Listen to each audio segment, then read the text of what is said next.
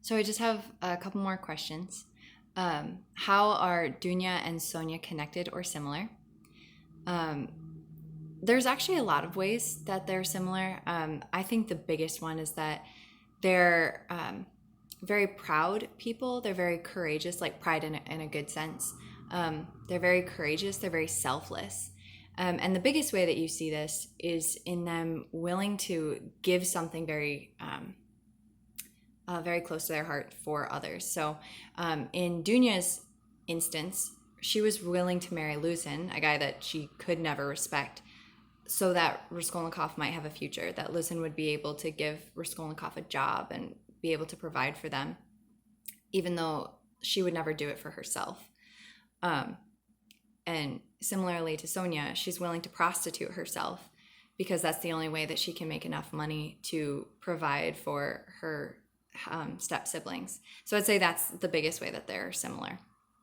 Number 7, when Sonia goes to Raskolnikov's house, where his mother and sister also were, they talked about having a dinner or something, but I was a little confused as to who was being invited.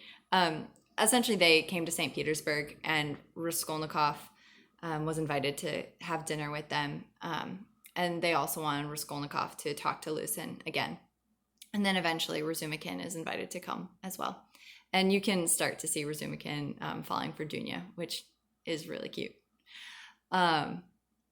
8, the last question. In the next chapter, with Raskolnikov, Razumikin, Porfiry, and Zametov talking, so this was like kind of this central chapter we were talking about earlier, Raskolnikov's article is mentioned about the extraordinary people. Is he then saying that he is better than the average man and can decide when people should be put to death? Yes, exactly. That is the kind of the heart of this. Raskolnikov is trying to discover whether or not he is an ordinary man, right? He has this theory and he's trying to test it out. And so he kills the old woman to see if he's extraordinary. So going forward into this next week, as you guys are reading these chapters, I want you to really focus on these characters and focus on how Raskolnikov and Sonia are similar. How are they different? Think especially about this theme of death and resurrection. How are they spiritually or morally dead? How could they come to spiritual or moral resurrection? As always, guys, please email me if you have any questions. I love this book, and I really hope that you guys are enjoying it as well. I miss you all. Bye, guys.